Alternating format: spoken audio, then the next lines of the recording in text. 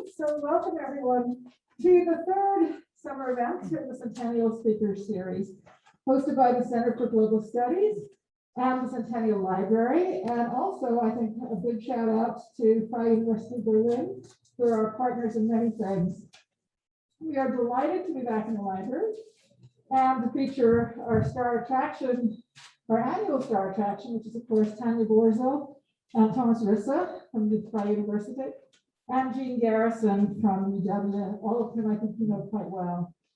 Now, one important announcement, so that they can speak out enthusiastically, right? And if, perhaps without their masks, which will help you understand, we really do ask that you wear a mask and keep your mask on throughout the event. There was a bear at the door. He can supply you with extra masks should you need them.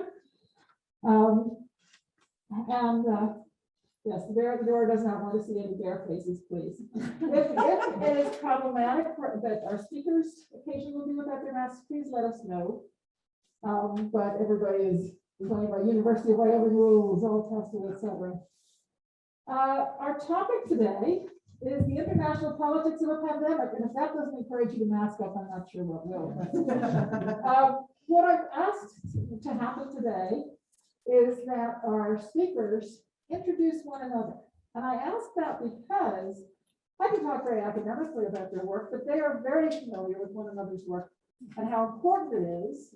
I can introduce it much better than anyone else, and will not let anybody hide their light under a bushel. I'm quite sure Jean will not let Thomas and Tanja anything that they have published go without acknowledgement, and similarly in the other direction. So I'm going to hand over to you to introduce one another.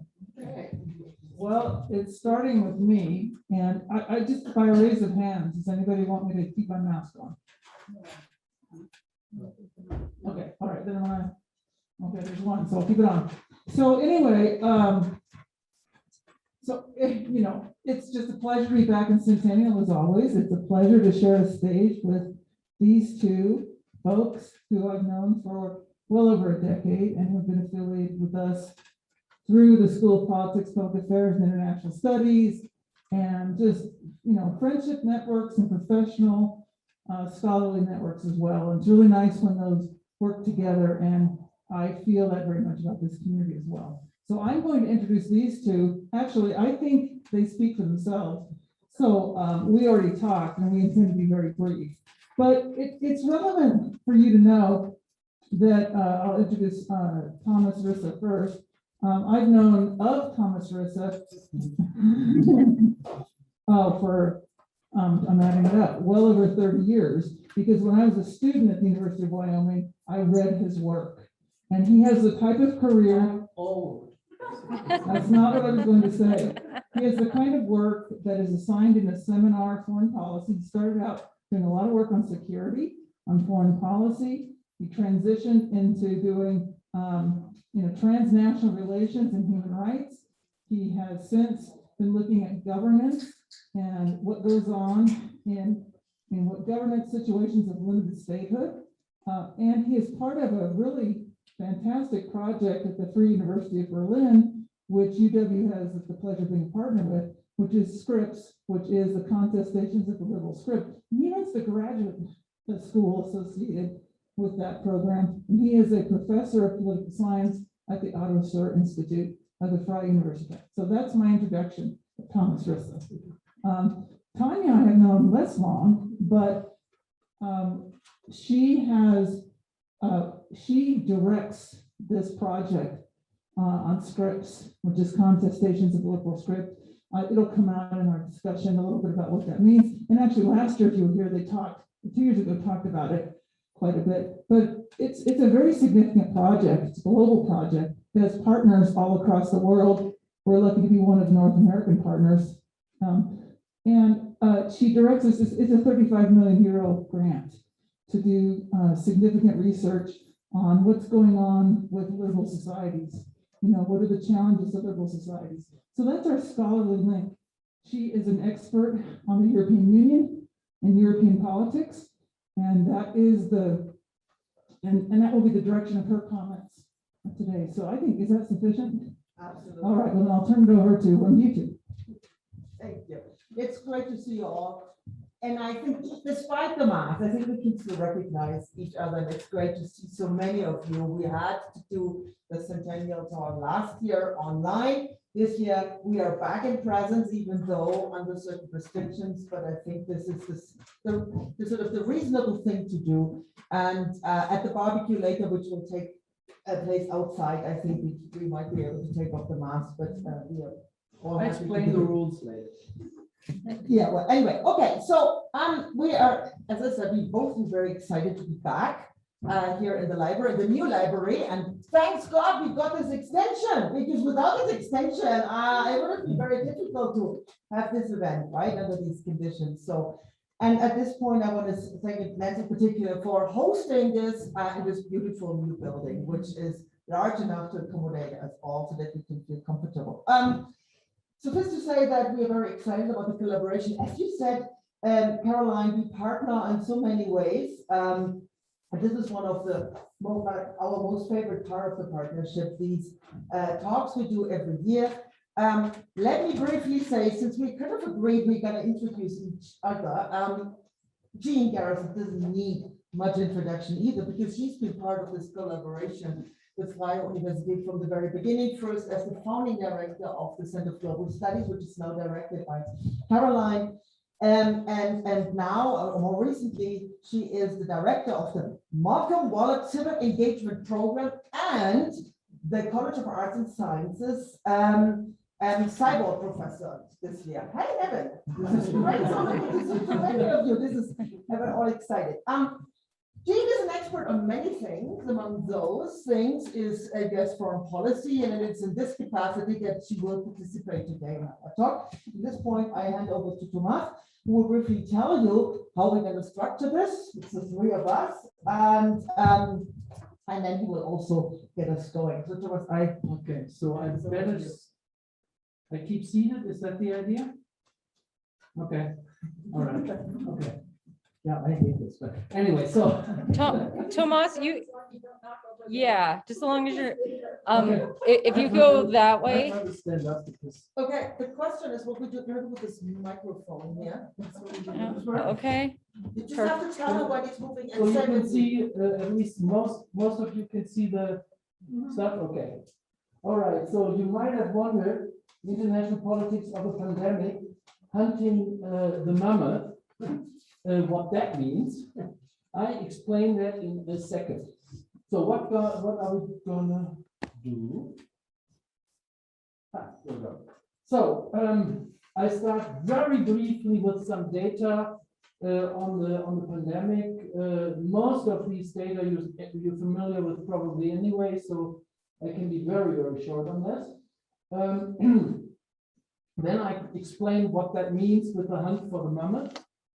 And then I'll talk a little bit on COVID-19 and international cooperation to deal with the pandemic. And the idea is pretty much is a mixed bag. Then Tanja will talk about the EU, and this first rabbit, then elk, will explain in a second. So a couple of animals are running around for this. And then finally, Jean will talk a little bit about the US. So you know these are most recent data. As you can see, I mean this is both the accumulated deaths and the cases per capita. And Tanja will later on show you, if you treat Europe as one country, it actually doesn't look that different from the US as far as the various incidents, etc., are concerned. I don't want to go into these details here. This is again deaths per capita in the so-called 20 most affected countries, and you already see the numbers don't matter at this point, but you see an enormous variation here. The same is true. Whoops. This is the case fatality ratio in 20 most affected countries. One thing to this one, so it says how many cases compared to how many fatalities. Now, read statistics critically. Number one, you need to have really good data on testing, because that tells us something about the case ratio. And then the variation is a lot on how good is your healthcare system, right? So those people being tested positive, can they actually survive this whole thing? The other thing, and that was on the previous slide that I forgot to say, of course, we have a lot of countries where we simply lack data. Yeah, if you remember sub-Saharan Africa on that other slide, the map, it looks like there's nothing going on. No, actually, no. The evidence we have is there's a lot going on in terms of cases, but we simply lack reliable data. So now what's this thing with the mammoth? We were thinking about if we want to explain or account for international cooperation or the lack of international cooperation. Economists and then later on political scientists came up with particular models to model particular social situations in order to predict whether cooperation is likely or not. Yeah, if people have no common interest, cooperation doesn't happen, period, right? We also do not assume that states, in this case, have kind of altruistic preferences. It's all about egoistic self-interest maximization. So this is where this mammoth comes in. So one of these, it's called games, and what I'm trying to explain here is a little bit of game theory. Imagine ancient hunter and gatherers societies. So the clan needs to survive the winter.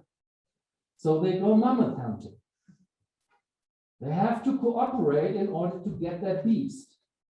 No firearms, okay? I mean, hunters, gatherers, ancient, okay? No horses, spears, okay? So they all have to cooperate in order to survive the winter. And you know, they use the mammoth for all kinds of things, you know, meat, but also clothing and what have you. And here comes so you would say, okay, great, super. We all cooperate and then we get the mammoth and we survive the winter. So then think about these hunters going through the forest or outside the prairie, whatever it is. And there's a little rabbit, or talking Wyoming, a small antelope. So with your spear, you can actually get that antelope on your own. As a result of which, you can actually get some food for your family. So you don't need the clan at that point, right? So there is quite an incentive here to go for the rabbit. And this little matrix here simply tells you, okay, everybody profits most by 5. I mean, the numbers, don't forget the numbers. Everybody profits most if they go for the mammoth, but then they have to cooperate. Yeah, if you think about a clan, if a lot of these people do not cooperate and go for the rabbit or the antelope or whatever it is, they have less in terms of their preferences, 3 and 3, but at some point you can't get the mammoth or here stag. You know, the game is called stag hunt for those of you who are familiar with game theory. So the problem is, if nothing happens, you actually end up at 3-3, which means some families still get some food, yeah, but you can't get the mammoth. And we are arguing that in fact the COVID-19 and international cooperation resembles a bit this kind of elk or stag. This is the British version of an elk, the British term for an elk. So here's the case for the mammoth and the elk in the case of COVID-19. COVID-19 does not know, as we have experienced now, no national borders. And if you're not hit by the first wave, you're hit by the second or the third wave, as Australia and New Zealand are experiencing right now.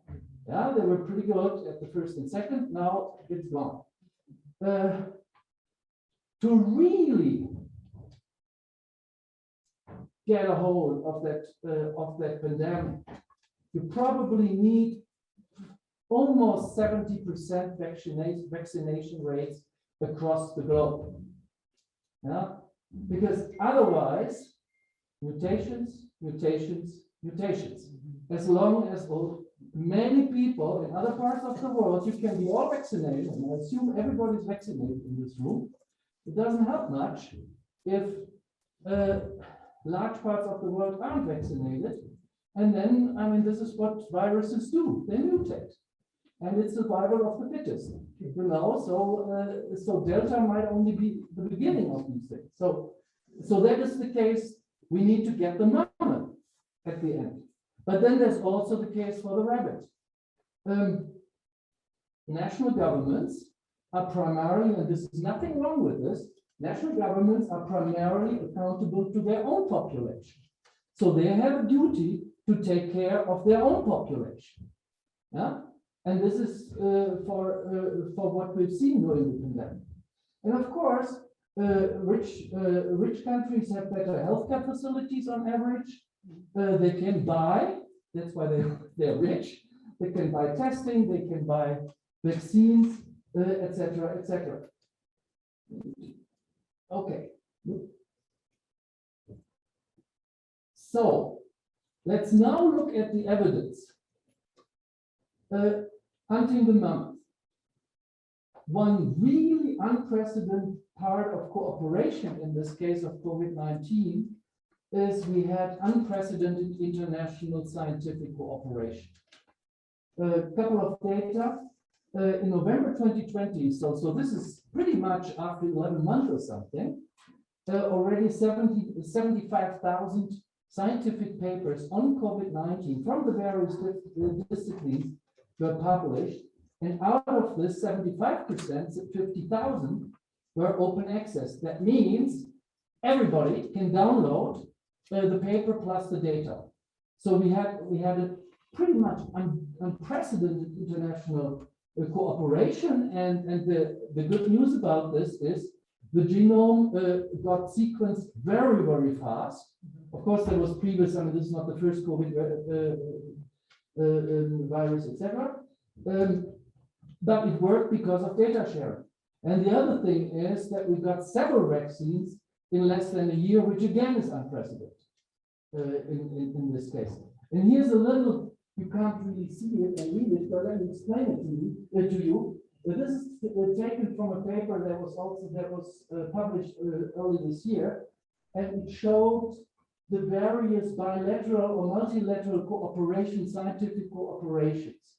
So there's some interesting data here. So the way they did it was they simply coded people from how many countries are on one scientific paper.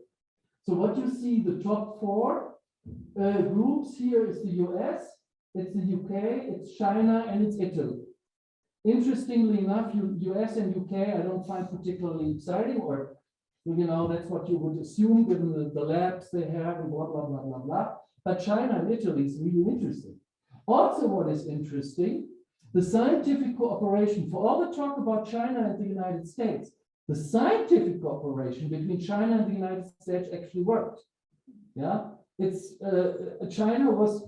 Chinese scientists did co-publish with a lot of other people, both in Britain, in the US, and in Italy. So that's the good news. Whoops.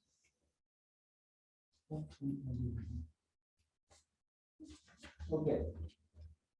So vaccination. Oh, I had another slide before.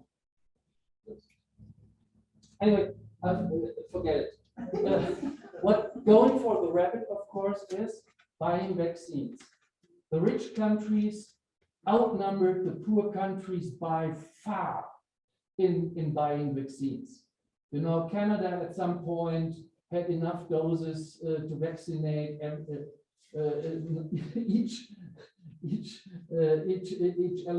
eligible person 9 times. Okay.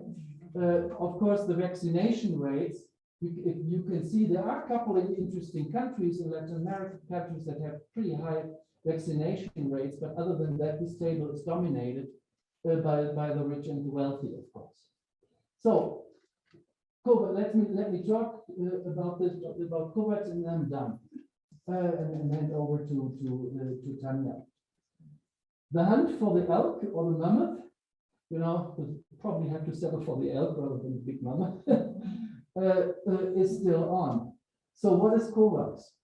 COVAX is a very interesting international organization because it consists of international interstate organizations like the World Health Organization, the United Nations Children Fund, UNICEF, with two public-private partnerships, the Global Alliance for Vaccine Immunizations that has a lot of experience concerning vaccinations, particularly in poor countries, and then a much newer coalition for epidemic preparedness innovations. Gavi and CEPI, these two public-private partnerships that are part of that COVAX thing, are both largely sponsored by the Bill and Melinda Gates Foundation. And what you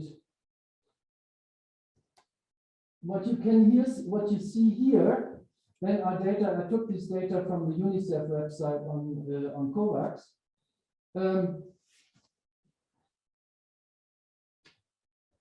The rabbit versus the elk and mammoth. So we have, this is sort of from this week or so, we have 18.3 billion doses of vaccines secured globally. COVAX, on the other hand, and COVAX primarily works to vaccinate poor countries, has only secured 5.09 billion doses.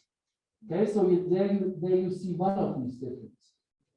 And if you look at the vaccination rates in the rich countries, they've by now shipped roughly 210 million doses to 138 countries, mostly poor countries.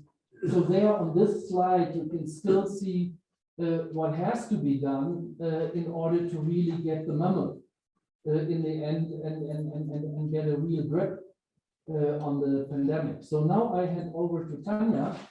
And Tanja, want to stand up? Or Yes. I'll try. Can I try to stand up in front of the PowerPoint? That's the idea. Now I have a challenge of. Okay, Shall I do this can one? you click? Yes, that would be great because I need try now to some extent to stick to the 15 minutes I have to tell you a little bit about the European experience. And I want to start by, we throw a lot of numbers at you. I just want to show you a couple of graphs. Thomas, can you please click? And the point is here to emphasize the similarities between Europe and the US in facing the pandemic. And we can see the two regions. It's Europe is the blue one, and the United States is the red one. I mean, this seems to suggest that the US is far more effective than Europe. But if you break that down, Thomas, again, please go to the next slide. You'll see in terms of the effectiveness, this is cases per capita. The two continents don't look that differently. So infection rates are actually on average quite similar between the two, right? And what is also similar is the huge variation within, right? I mean, on average, just to give you an example, on average, 1 in 10 or 1 in 9 people is infected in the US and Europe. But, and I'm not going to talk about the US because it's Jean's turf. In Europe, you have a variation between 1 in 10 in Spain and 1 in 45 in Finland, right? This is a huge variation. And I think in the US, the variation is similar. I could give you some numbers for counties in Wyoming, but I think you are aware about that there's huge variation between Teton County and Petrona County, right? So, and so what I'm saying here is, Thomas, can you please go to the next slide? This is vaccination rates, the same thing. Vaccination rates, 2/3 of the population over the age of 18 in both the Europe and the US are fully vaccinated. But there's huge variation, right? Again, we have 81% in Belgium and 32% in Romania. So this is, again, very similar to what the US is facing, you know, across states and even within states across counties. So what I want to start with is to emphasize that the US and Europe are facing very similar challenges when it comes to pandemic.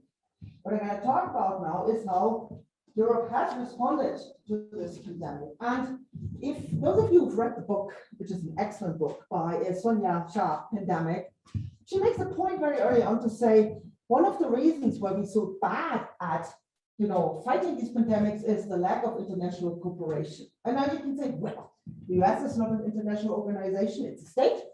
And Europe, the European Union, I've been trying to tell you for almost 10 years that the European Union is more than an international organization. And in fact, in many areas, it functions like a state rather than an international organization. Well, when it comes to public health, it does not. The European Union has very, very few powers to legislate and regulate, and it has hardly no money.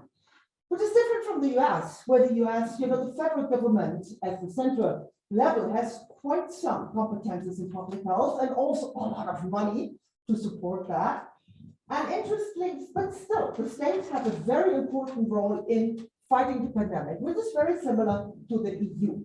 So the difference between the two is that the EU center is much, much weaker compared to the US federal government. And still, and that's something I hope Jean will help me to work out, is that despite the fact that the EU is so weak when it comes to the center, the EU has actually been able to coordinate a response which allowed the EU at least to go for the elk and not the rabbit. Although, and that's my next slide, Thomas, please. The initial response was really the member states going after the rabbits. The first thing that happened with the pandemic, they closed down the borders, which is huge for the European Union because the European Union is all about borderless, right? We've given up border controls. Some states gave up border controls as early as 1985. So for the first time between Germany and France, there were physical border controls. In fact, the borders were very often completely closed. So people who would live in France and work in Germany could no longer get to work, right? So this was, for us, for me as a European, I was born in 1970, it was a traumatic moment, an experience to see Europe closing borders again. And we all knew how, you know, how certain things in Europe's history started with closing their borders. So this was very traumatic, dramatic and traumatic for some. But the next thing that happened, that states were requisitioning medical equipment. There was medical equipment that was destined to go to Belgium, and the German border authorities stopped that and claimed it for their own population. Can you believe this? Right? And so again, as sort of an impulse of nationalist behavior, which might be understandable, but for Europeans who've worked together for 7 decades, this kind of initial response reminded, and it was precisely in the year when we commemorated no, it wasn't quite, but it was 75 years of the First World War. So, I mean, a lot of historical analogies were drawn. They said, how do we go about it? Despite 70 years of, more than 70 years in European integration, the initial response of states is, you know, close borders, everything for themselves. This nationalist instinct is back. Now, it continued with competing for vaccines. The richest member states of the European Union immediately started to order. Actually, no, there weren't any vaccines yet, but they already put in their orders, paying whatever the companies wanted, right? 4 of the 27 had already claimed essentially all the doses. They were not even produced. And finally, there was a call for help, particularly by Italy, which was the country that was first and heavily affected. You might have seen these pictures of hundreds and thousands of deaths, right? The public health system completely collapsed. So they were asking for help, not only in terms of medical equipment, but money. So there was the idea of having Eurobonds, which essentially means the European Union as such goes to the financial markets, borrows money and gives it to the member states, who, because of their economic situation, would have to pay much higher interest rates. Rejected. So the first impulse was everybody for him or herself, right? Okay, that lasted exactly 3 months. And this is then to my next slide.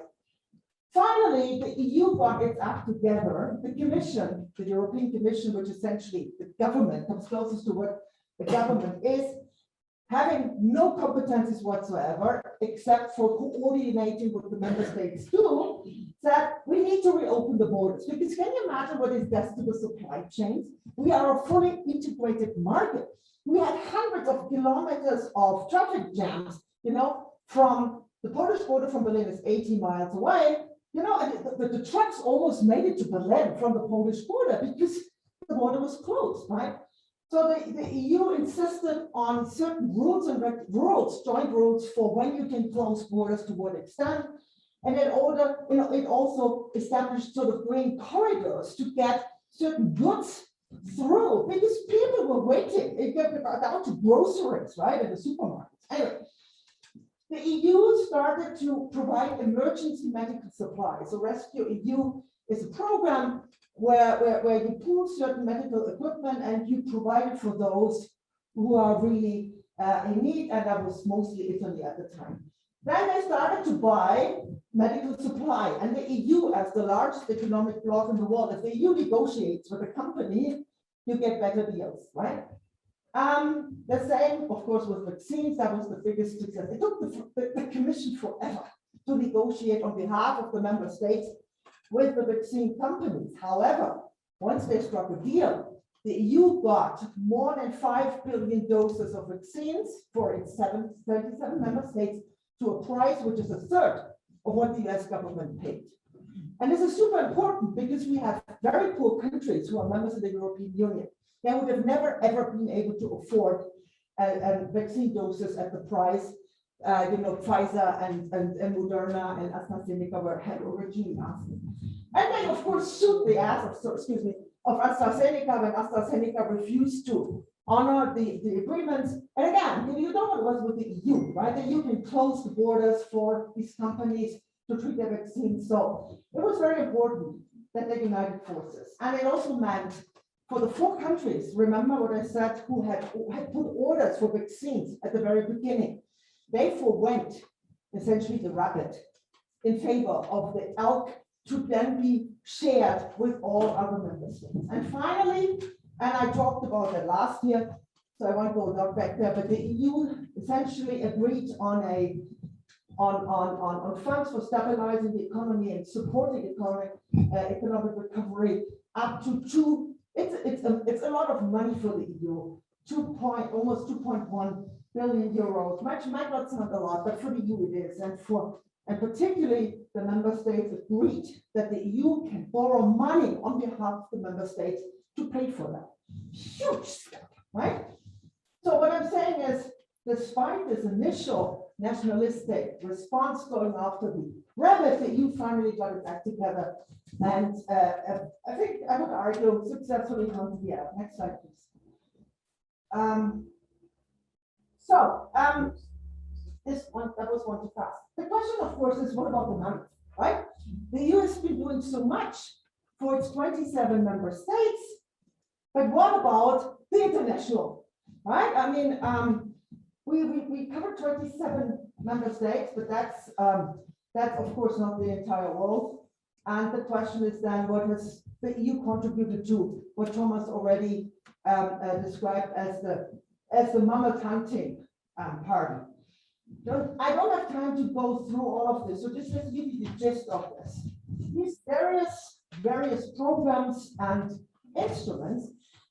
On a nutshell, the EU has essentially dedicated 5 billion euros, right, to developing vaccines, providing treatment and testing and the like for third countries. And it has provided 2.7 billion doses of vaccines to other countries. Now, these numbers don't tell you a thing, right? Is this a lot? Is this not? So what I did, I simply compared what the EU has done for its own member states. So the 5 billion euros the EU has contributed to the various initiatives at the international level, compared to 2 trillion euros the EU has invested in its own member states, right, for various things. So huge difference, right? With regards to the vaccine doses, the EU has provided 2.7 billion for the rest of the world, focusing on its immediate neighborhood, the Western Balkans and Central Eastern Europe and North Africa, and compare that to the 4.6 billion doses the EU has purchased on behalf of the member states. So, you know, I mean, I'm not saying this is nothing what the EU's been doing, but in terms of, if you compare it to what the EU has been doing for its own member states, there's so much more that you could probably do. So, last slide.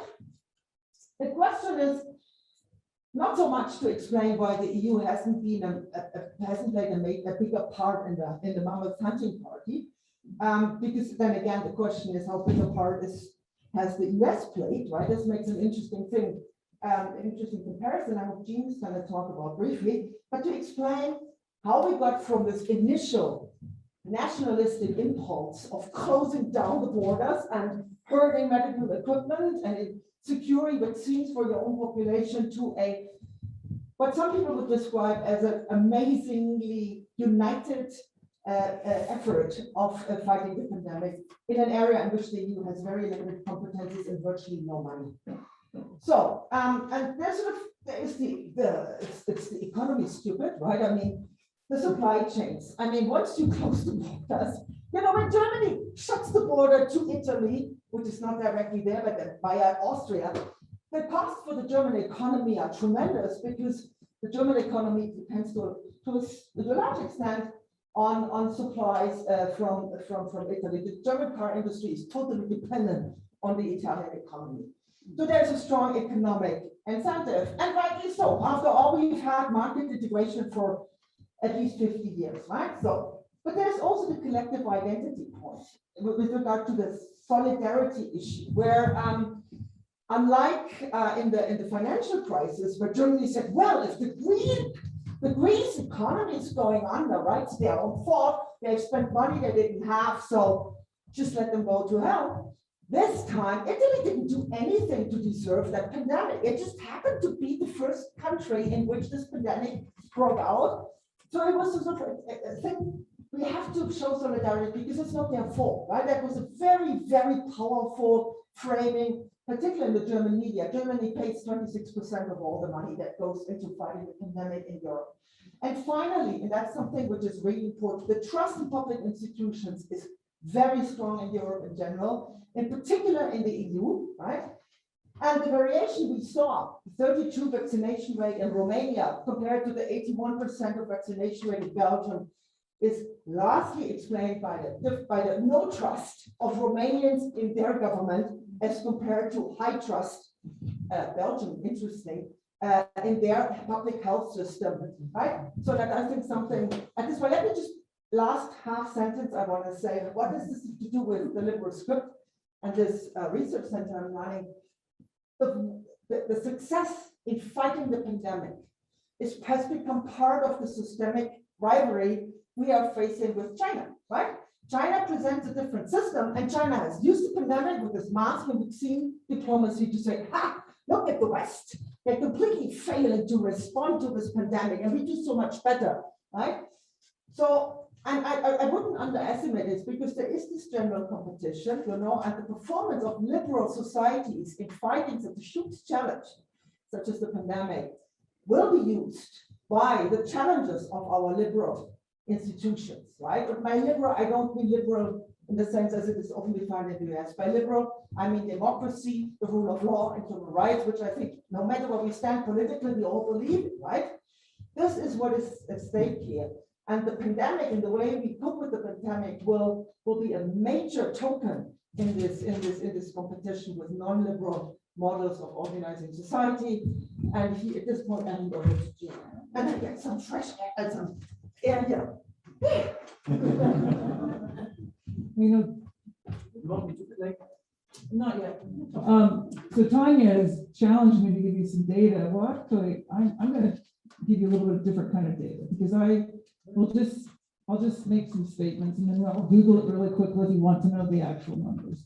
But we know that the United States has spent much more on our own citizens for vaccines than on both our neighbors and the international community. That doesn't mean that that the United States hasn't been a significant contributor, but it's really,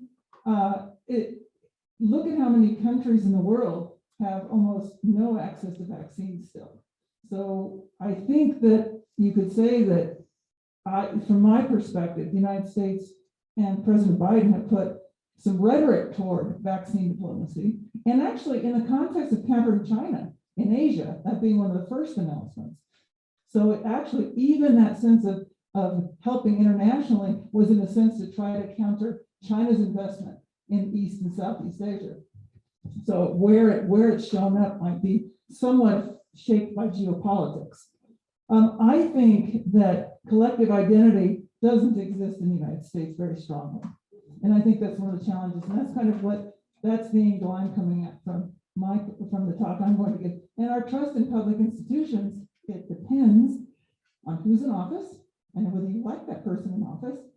And it depends on which institutions, but we know that overall it's very weak and we are very polarized, et cetera. So I'm actually saying, let's think about the pre-existing conditions in the United States, which shape the lens through which we both respond domestically to our own situation, but also how, as a people, we perceive what is going on. And I think that's a significant thing because I wanted to get at what I see challenges and what goes on domestically as a real challenge to how we can respond globally. And I think that the events of the last 10 days also demonstrate that the United States is in a tough position vis-a-vis the views of its effectiveness globally.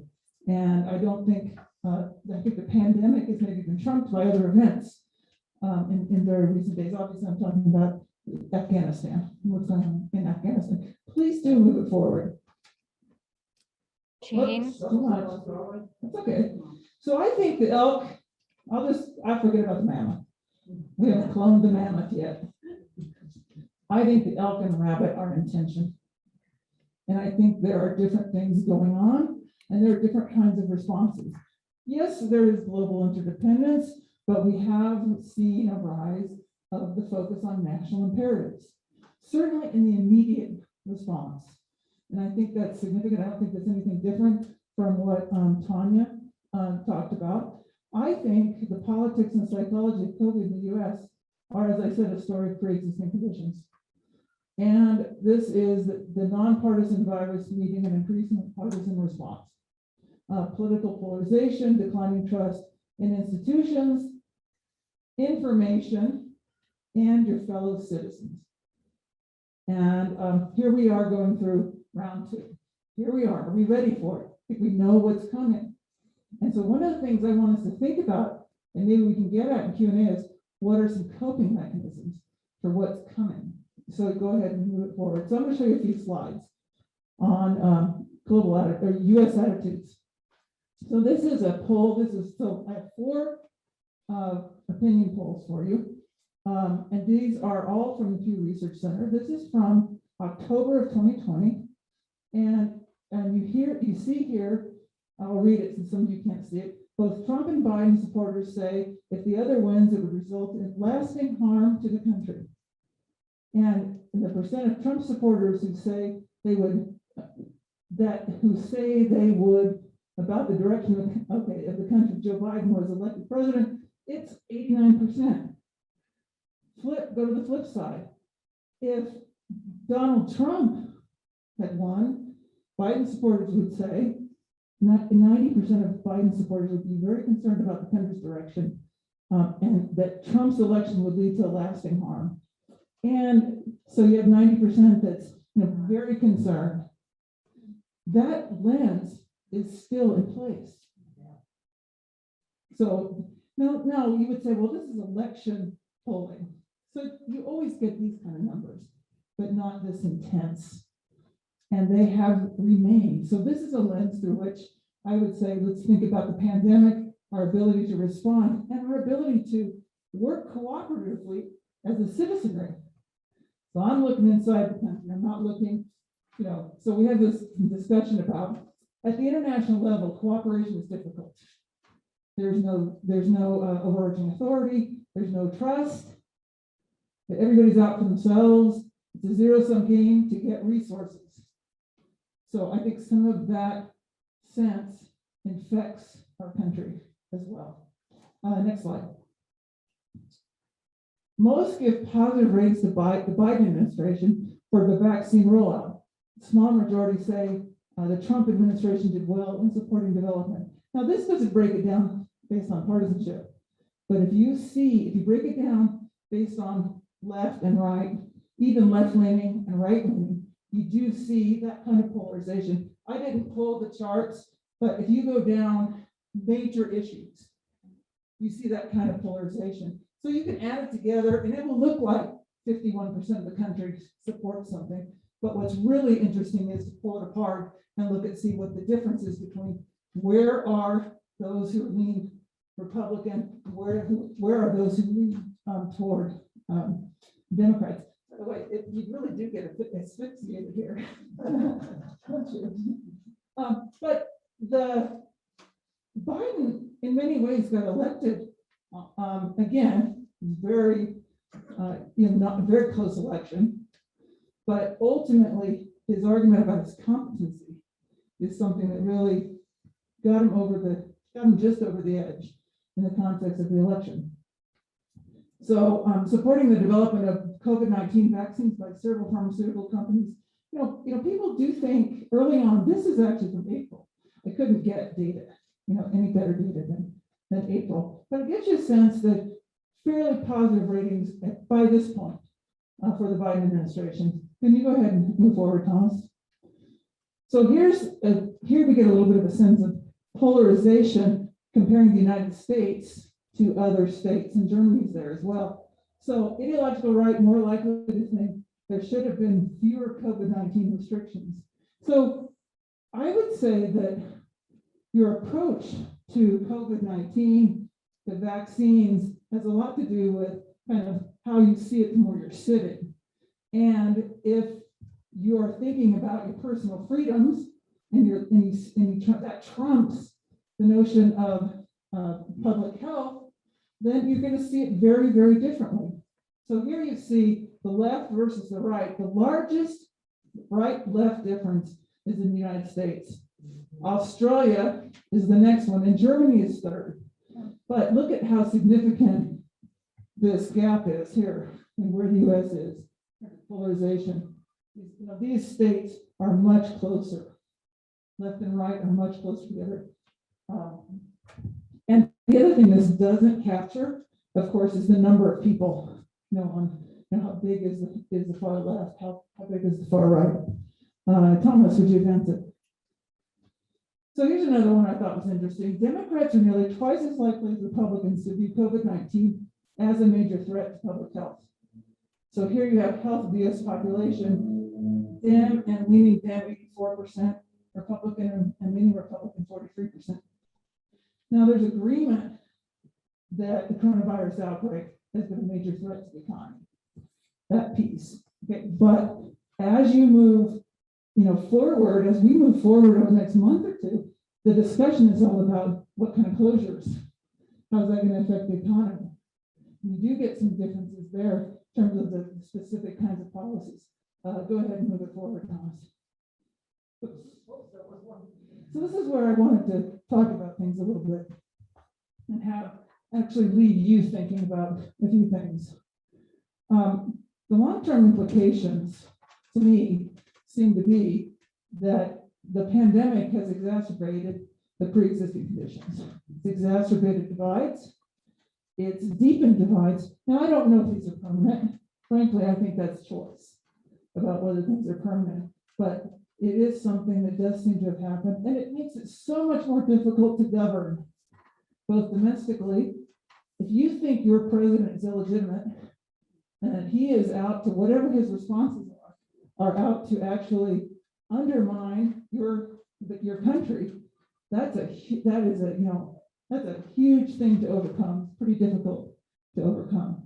And then internationally, it doesn't help a president to have that kind of weakened support level. So actually, I think that probably it's fair to say that the honeymoon is over for Joe Biden. And certainly it occurred about 10 days ago at the very least, if not before. I think it's interesting to think about things like threat perception. How do we tolerate threat? What does stress do to our decision making? Generally, stress is a curve. And as we think about a rising threat and our concerns, if you're over here on this side of the curve, you're motivated to act, you tend to be proactive, solid decision making. But if it gets over onto the negative side of the curve, then that's when we essentially fall apart. We don't cope well.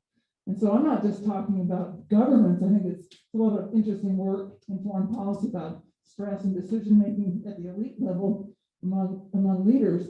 But I just want you to think about it, how you approach it. And this is not a sprint. I think we started out thinking it was a sprint.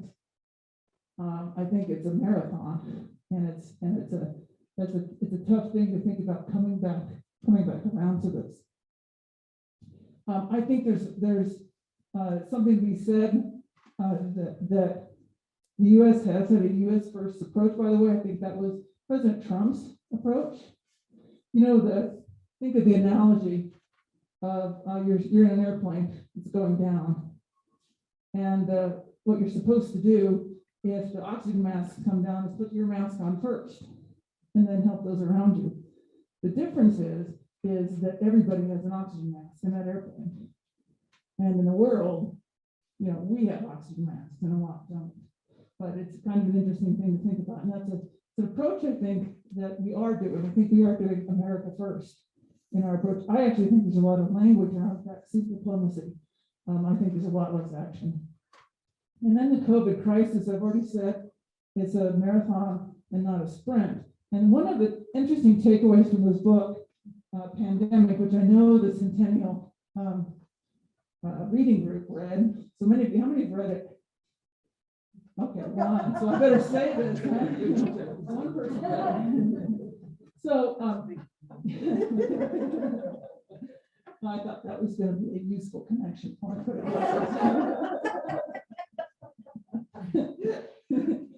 We've had a lot globally when we think about pandemics. A lot of our rhetoric is about a simplistic rhetoric about the enemy and victor dichotomy, with which we often approach pathogens and can't capture the complexity. This is very complex. And I think the enemy language, which of course really comes out in media, the simplification of this, I think it undermines the complexity and it undermines how patient, and actually we have to recognize that our information, even when we might be predisposed to trust the information from the CDC, most of us don't understand the nature of scientific information. It changes, it updates. So it becomes, think about how many times it's changed. You get the best information available, and then we keep testing and doing more.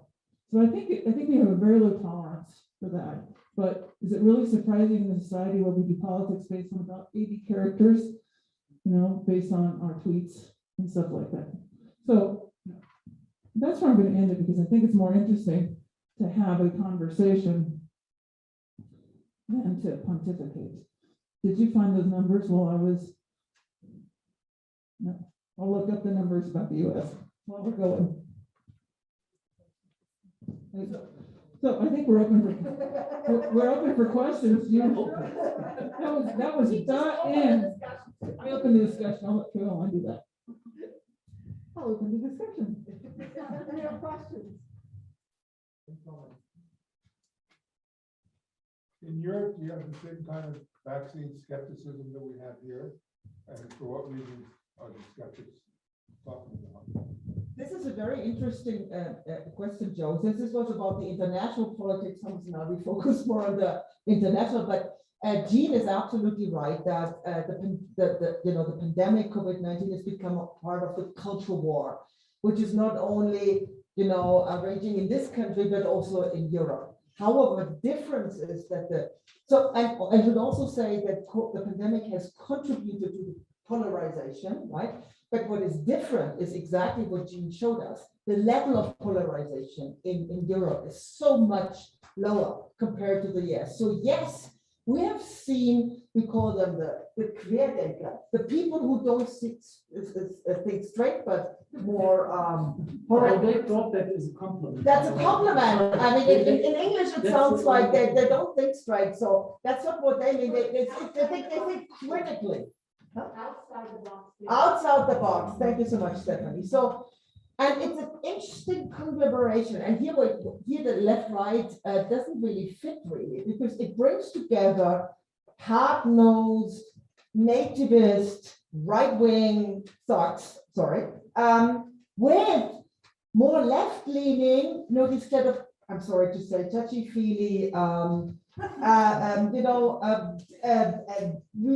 we shouldn't vaccinate because it's all about the flow in our body. These kind of, who would never ever normally talk to these nativist ducks, right? So it is an interesting coalition of very left and very right. I'm not even sure whether the left-right category fits here, but after all, they don't account for more than 10 to 50% of the votes.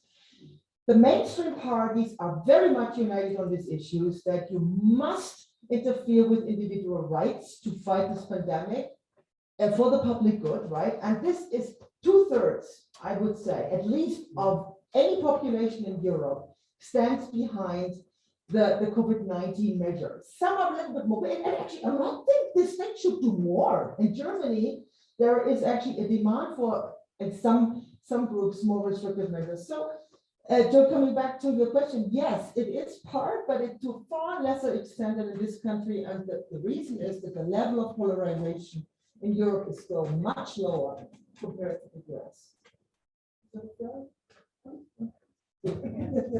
So I'm looking it up. So in February, it was US 4 billion for the contribution for the global vaccine initiative. So I'll see if I get it. That was the initial contribution. That's similar to Europe.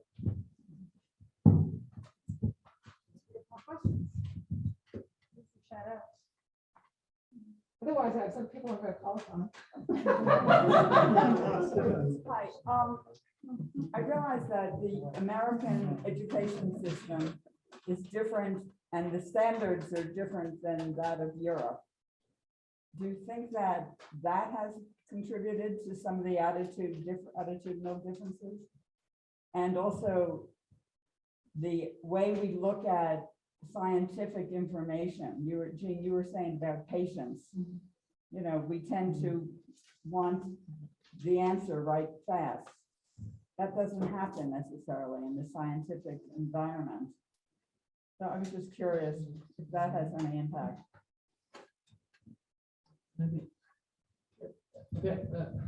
Let me give it a try. It's very hard to answer that question. Again, it's a very difficult one. One thing that we're currently experiencing in Europe, but I think you have a similar trend in the United States, is at the beginning of the pandemic, everybody would listen to the virologists, epidemiologists, etc., etc. And in fact, their information would almost immediately translate into some policy decisions. What the public and the policymakers couldn't really understand is what scientific progress means. It means you change your mind. Yeah, new data become available. Yeah, new stuff, and you have to change your mind. Otherwise, I'm a really bad scientist. Yeah. So, and that is something that has contributed to some decline in the trust of scientific evidence. And then, of course, on the other hand, you have pretty much the same thing that you have in the United States. We were talking about the Querdenker, the fake news people. Yeah. Yeah. So the confusion, yeah, between, you know, anything goes and scientific progress if you have a very fast moving target, and that was what some of the data, I mean, we had really, all the labs, this, actually also the social scientists, got into this, very, very rapidly. And a lot of stuff, but it simply means that you have to change your mind. Yeah, if new evidence becomes available, and in a situation where this is rapidly moving, people get really confused. And then they confuse that, and the dangerous thing is that I'm not changing my mind because I read a tweet, right? I change my mind because I think, to best of my knowledge, the data available tell me that I have to have a different opinion on an issue. I mean, this is what we do as scientists, no matter whether you are a biologist or medical type or social scientist. Yeah, but this kind of communication is becoming pretty difficult. And that's true. In Europe, the politicization of or the use of that by politicians is equal to that in the United States, would you say, or not? It depends a bit. I have to say, yeah, I think the Biden administration at least tries to bring in scientific evidence, but we did have, for example, I give you a case from Germany. The commission that approves vaccines was very hesitating to approve vaccination of teenagers.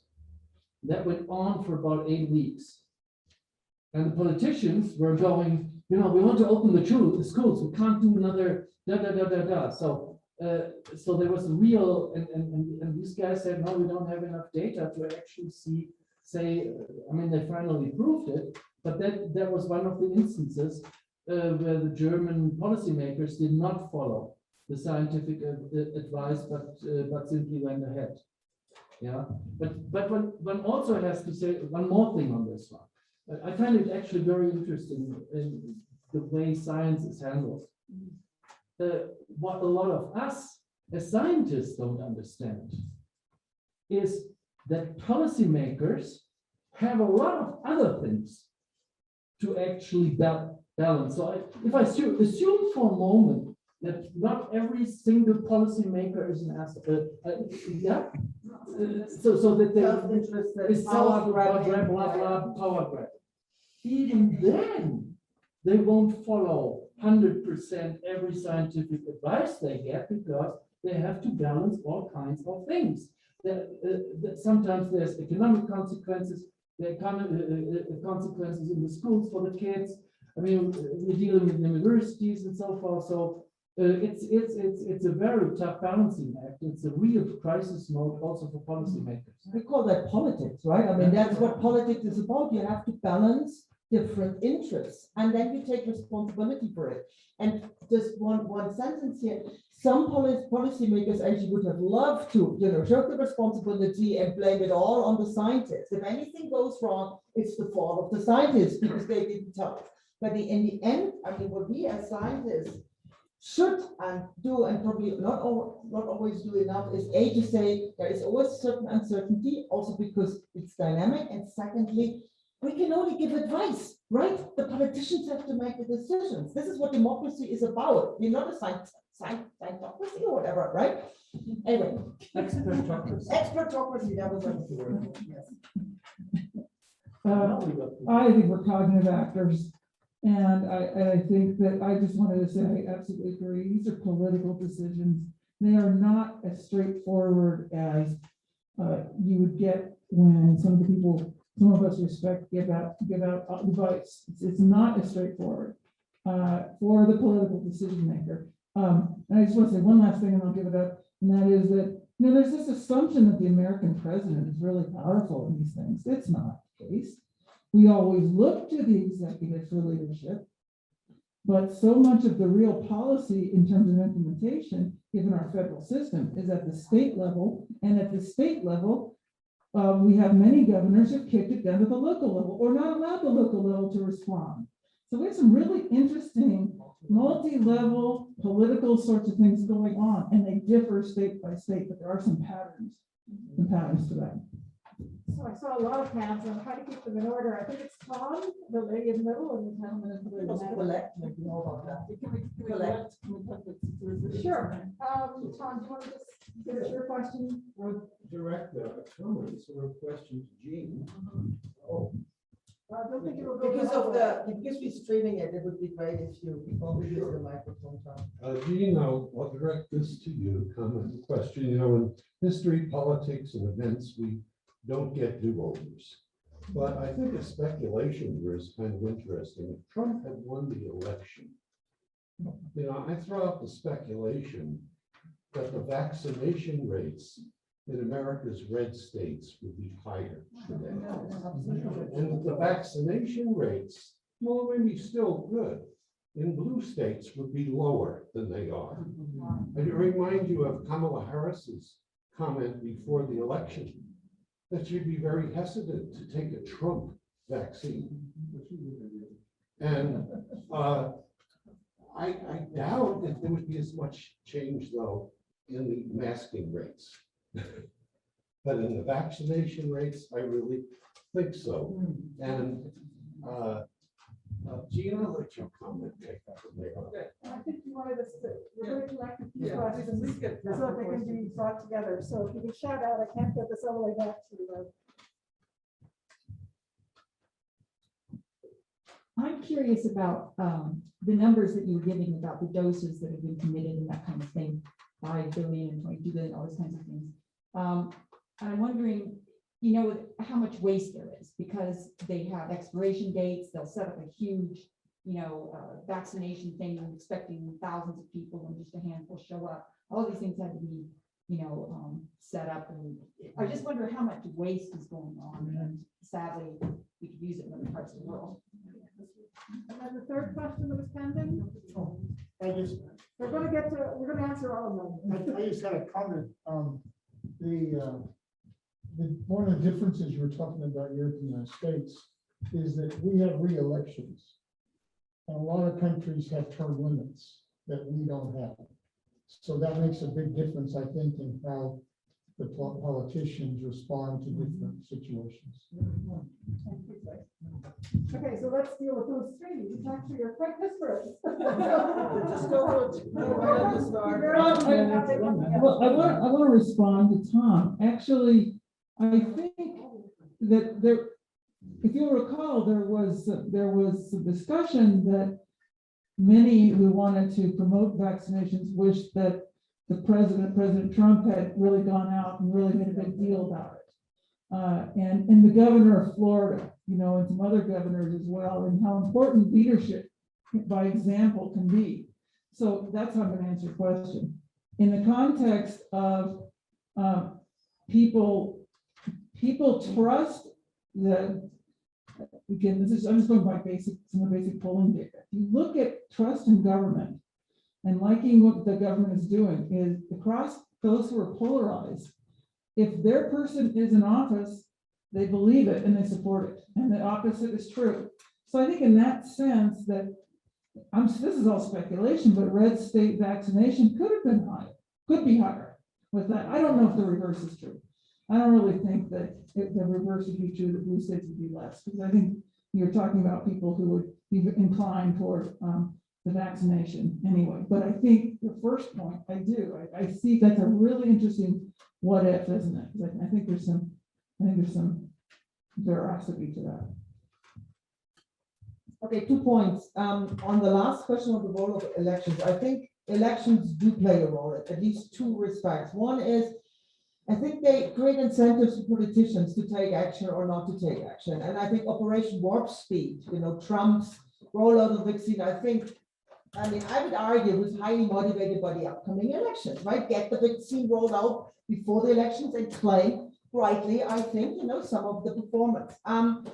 But at the same time, there's also the polarization issue, right? I mean, to what extent this becomes an issue in mobilizing disgruntled voters, right? On the basis of the way a government has or has not been fighting the pandemic. And here I see an interesting parallel to Europe. I mean, in Germany, we have upcoming elections in a few weeks. And believe it or not, the government would like to issue I think, a number of new measures because of the Delta variant and what we call now the fourth wave, but they won't because they are all afraid that it's going to cost them both. And it's an awfully close election. It's likely to be a close election. So nobody wants to take the risk here. And we know that after election day, we're probably going to face new quarantine rules, whatever. So, and the other way around, some governments had to resign over their perceivably poor performance in handling the pandemic, Italy being the most prominent case. So yes, it does play a role. But I think that, I mean, from a sort of normative point of view, I would still say, given that the polarization is so much lower in Europe, the COVID-19 is not playing such a prominent role. And it hasn't allowed, for instance, the alt-right in Germany to really mobilize any additional voters, right? The disgruntled voters have already voted for them in the past elections, so they're not making any gains here, which is, I think, a positive sign, which testifies to the fact that polarization on average is much lower.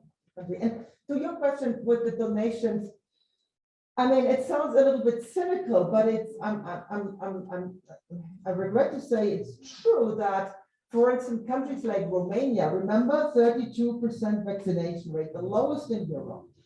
They donate their vaccines to mostly Western Balkan countries, to their neighbors. Why? Because the population doesn't want it. They don't trust the government.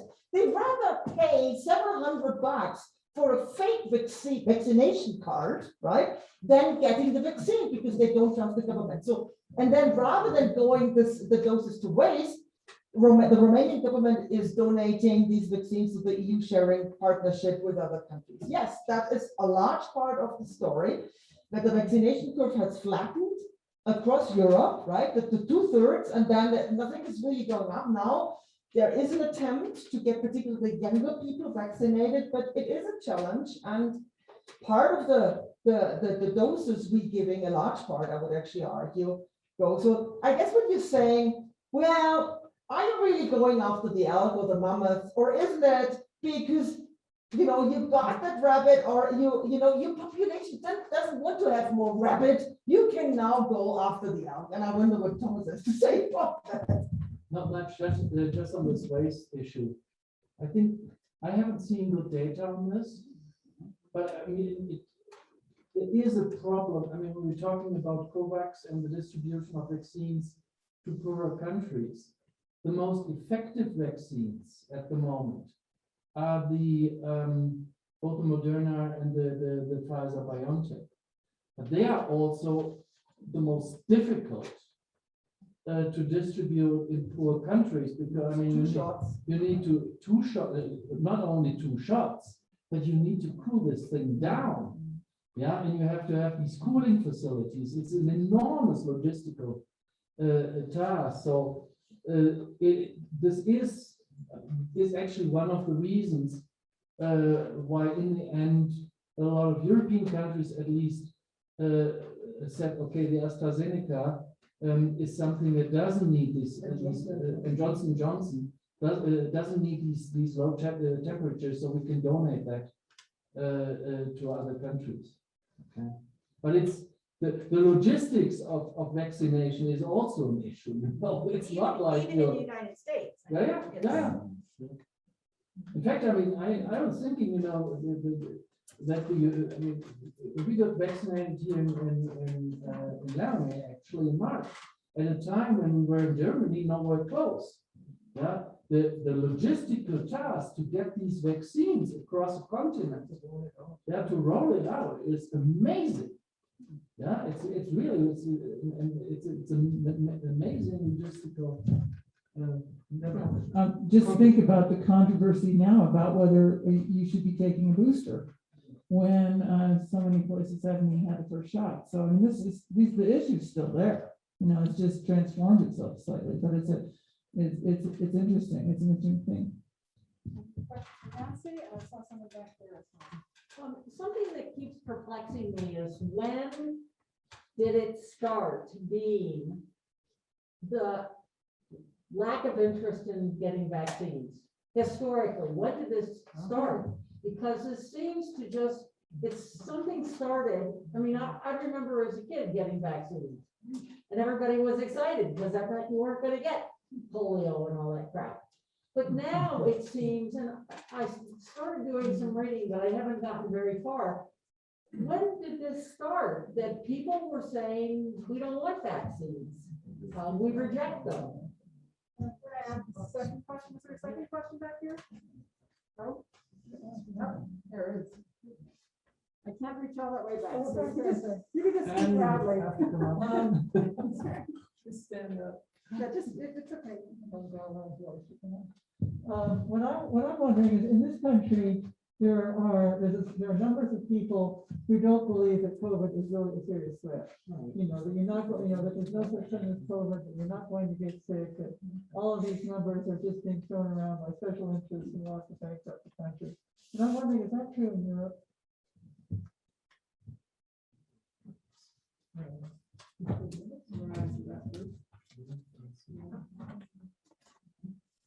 Well, they're mumbling that it's way less in Europe, so let's see what they say. I mean, combining the answer to both Anne and Nancy, I mean, lack of interest, I think we need to unpack that. I mean, I don't know about the US, I think the percentages are different, but as I said, the US and in Europe, 2/3 of the population are fully vaccinated. So that means 1/3 of the population that hasn't gotten vaccine yet, right? So why is that? There are in Europe now, because there we have the data, we have 10%, 10 to 15%. It's not quite clear, who are fundamentally opposed against vaccination, no matter what it is, COVID, polio, whatever. But then that leaves 15 to 20% of the population that is simply undecided, that has doubts. And I think that has partly to do with the fact that the rollout of the vaccine was so quick. I mean, it took what? Less than 12 months. After this, we have this vaccine, but a lot of people are afraid about there's not enough testing and the side effects and whatnot. So, and I think this explains to some extent why we don't have mandatory vaccination yet, because in order to convince these 50 to 20%, which we actually only need to get herd immunity, right? A society can live with 10% who simply refuse to get vaccinated. Yeah. So I think at least in Europe, in most countries, the approach is let's try to convince people by providing information, by providing incentives, right? For these 10 to 50% people to get finally vaccinated. It works because in Germany, for instance, October 1st, you have to pay for the test. And the rules are you're either vaccinated, you recover, or you tested in order to get to the movies, to go clubbing, to go to a concert, to go to university. And that has already boosted vaccination, particularly among the younger people. And I think as long as we have not exhausted these kind of information incentive approach, it would be very unwise to have a mandatory vaccination, because you will actually push people into a certain corner. You could still win over for a vaccination. Yeah, a lot of the big comment here is, I don't want the federal government telling me what to do. Yeah. And yet, they pay taxes and pay income tax and have driver's license. I would say that is the pre-existing frame that this comes in and sits into. Yeah. And that's based on kind of where you sit on other issues that are not related. And then the vaccine is just categorized with other things.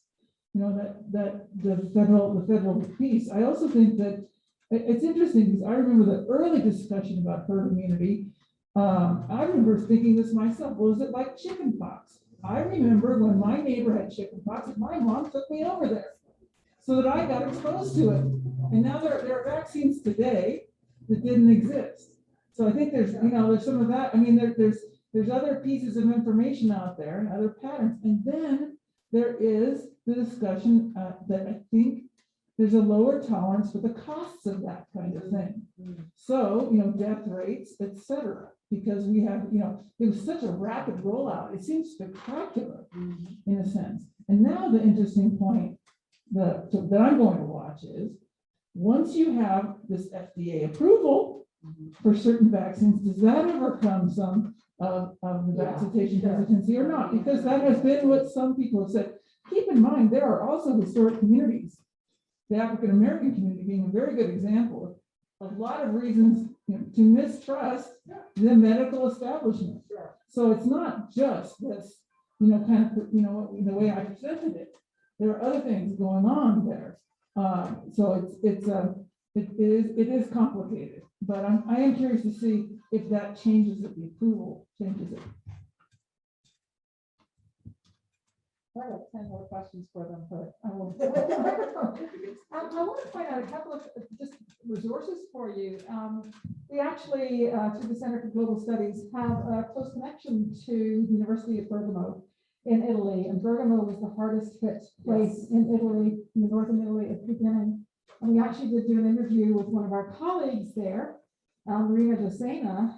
She wanted to talk very much about the future. She didn't want to think too much about what she was going through at the time.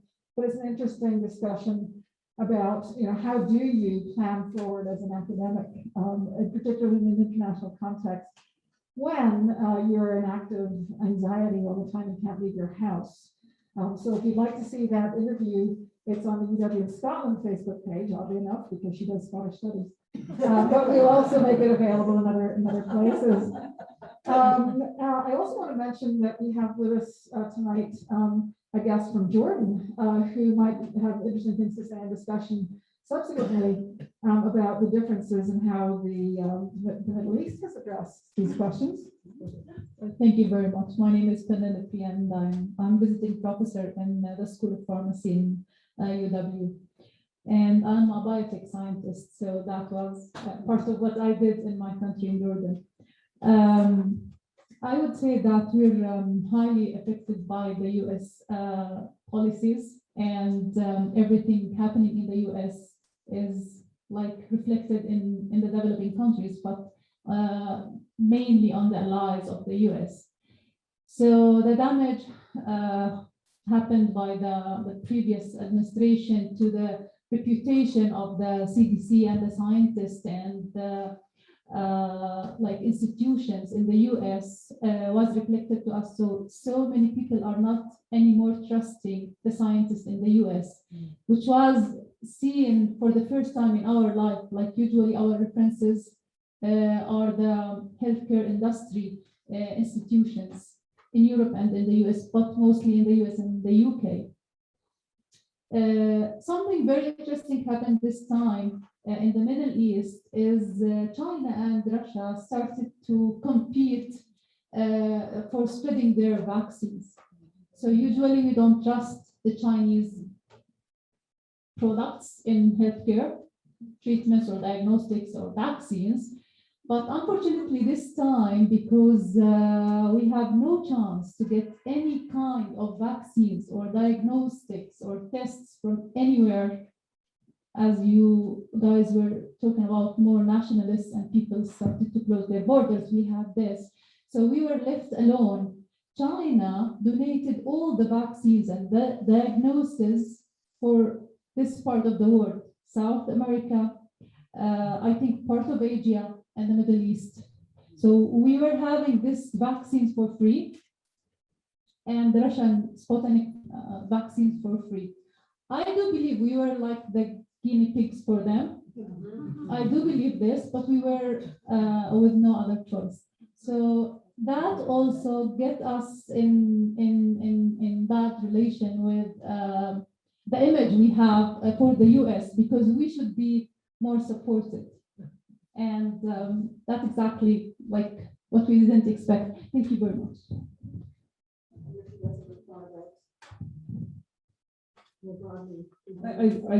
I think vaccine diplomacy and the investment of China and Russia. I think some of the effectiveness of particularly the Russian vaccine and some of that. I mean, What do you think of the impact but of this on the politics? I get that. That's going on across a number of thematic areas. It's not just in vaccines.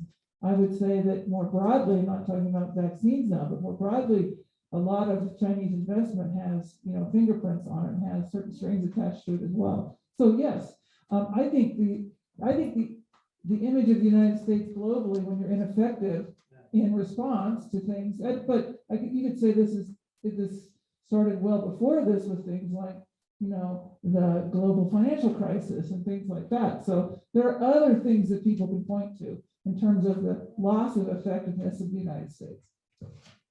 I just want to say, I totally concur with what you said, and I think people, most countries, maybe with the exception for Hungary, because for Orban, it was a kind of ideological move to accept, the Chinese vaccine rather than the American or the whatever, British, Swedish. But I think for most countries, they had no other choice, right? And China and Russia, Sputnik 5, we know it was, you are the expert, right? But the tests of these vaccines, we see now that the effectiveness of the vaccines, particularly against the Delta variant, it's terrible, right? We're friends in Turkey. Turkey was one of the first countries to really roll out the Sinovac. And now the infection rates are just going through the roof, right? And we have a strong Turkish community. A lot of them got their vaccines back home, so to speak, in Turkey. Taking boosters, all of them. Yes, exactly. And now the German government is actually, anyway, I'm just saying, and I think this is heartbreaking to see, right? And that brings us back to the point I made at the very end of my contribution to this discussion, to say this is bigger, right? China is instrumentalizing the mask and vaccine diplomacy to say, look, we are your friend. And look what your Western friends, they leave you alone in a time of need. And here we are, we're helping them. So it's awful to do this with people. And it's terrible that it has come so far. That's why I think we have a particular responsibility here, right? But also keeping that in mind, because it's about people's lives, right? That is become part of this stupid rivalry. Okay, on that happy note. So first of all, we're about to round up our discussion. And I want to say, first of all, thank you very, very much to our speakers. I'm in literature, as you all know, and I do medical humanities as part of what I do. And so I'm wondering actually what's going to happen once we're out of the pressures of political moment. We're never out of politics, ever. Right? But this moment is particularly fraught. And I look back from a medical humanities perspective, and I think about how we used to romanticize medicine, right? And particularly we could see in the streets among us and suffering ourselves the actual marks of disease. And we're so now advanced medically as a society, that's become invisible. And so it's harder to process and to understand necessity. And I heard a very interesting NPR story maybe a week ago, the discussion about how do you talk to people about things like this. And one of the things the reporter said, he was actually a meteorologist, and he was from Fox News, and he was thinking about climate and how do you explain it. And he said, assume sometimes people are a lot more thoughtful than you think, right? That don't make assumptions. That sometimes it's because we're thinking as smartly and intelligently as we can, but we nonetheless make the wrong decision. And in that context, from a medical humanities perspective, I'd say we were very, very invested in all kinds of medicine, and then something like thalidomide happens, and there's a crash in public confidence. And so people are thinking about those kinds of things too. But in the more recent moments, I'm really fascinated, I think, a lot about how we adjust to AI, right? And the notion of being able to upload intelligences and things like that. And I am fascinated to see. So this is where I'm wondering, it's not a question for you guys, because I don't think you've got an answer, but you might, you know, it's surprising. It's fascinating to think about the things that are being hidden right now in terms of public anxieties and public intelligence is because things have become so politicized. And I'm thinking that in 20 years, we'll look back and we'll be thinking, and I see a lot of this in my own work, we're really, really worried about the next stage of human development and what it'll be. And so when people are saying, well, if I take the vaccination, I've ingested a microchip and things will start to stick to me magnetically, I think what we're really worried about is actually the post-human. And that's impacting this discussion as well. So all sorts of things, it seems to me, are part of the mix. I don't know if you guys want to comment a little bit more on that, or whether we should just. Well, I think we're going to invite you to dinner, but I'm going to let Thomas do that on that note. Okay. We thought today this is probably the number 10. We haven't really. I think it's a 10. It's a 10. It's a 10. We make it an anniversary. So, so this is the. So thanks for coming first here, and now we're going to continue the conversation over beer, wine, non-alcoholic beverages, broths, steaks, potato salad, etc., etc. So I'm happy to invite you all over to 157 East Norfolk. If you don't know where that is, follow the cars. And since we are in COVID-19, this year was according to the UW rules. At our place, it's gonna be, so you learn something how other countries do this, according to current German rules. Current German rules, and now you need to learn some German, are the 3 Gs. Geimpft, vaccinated, genesen, recovered, or getested, tested. So, if we were in Germany, of course, I would stand at the entrance and check your CBC card, etc., etc. Since we are in Wyoming, there's an honors code on this. So I would really ask people who do not fulfill either of these 3 things. I assume that everybody is vaccinated by now in this room, so no problem. We're going to be outside. Fortunately, The weather is collaborating. for so- once, the weather is cooperating. You know, we had. But the thing is, this will allow us to not wear masks, which I Exactly, think, that's the point. face-to-face You know, interaction is so If big. you in want to our- wear a mask, it's fine, but as long as you're vaccinated, tested or recovered, it should, we shouldn't have much trouble. So I invite you all, we invite you. Well, and before we close, I did this for 10 years or whatever it was, and it's just like, please fill out a feedback form. This is what allows us, if you don't have them, Sean's got them, we have some pens, we certainly appreciate your feedback. And it gives us a good sense of what people's interests are, and please sign the attendance form. Please follow Thomas, he's gonna go right now, and I'll go in a little bit. So we're actually not gonna linger and visit, we're gonna visit there. He's gonna, because we have a few people probably going there first. So he's, Okay, since I have been having the last word for 10 years, I want to thank the Center for Global Studies, Kelly in particular, and Sean, who is, I don't know where he is, there he is, and of course you, Caroline, for the great support, and Nancy for hosting us here in the library. So I think this has been another really great event. We've been very pleased to be here. We hope to see you next year, hopefully without masks, for another fascinating topic. And now let's continue our discussions.